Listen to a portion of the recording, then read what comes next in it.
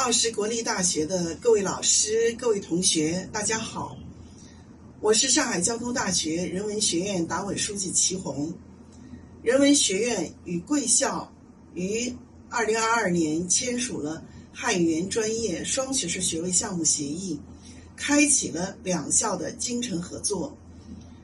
我们期待通过此项目培养出更多的具有国际视野的汉语言专业人才，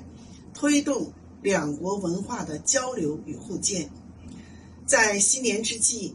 我代表人文学院向贵校的各位老师、各位同学致以最诚挚的祝福，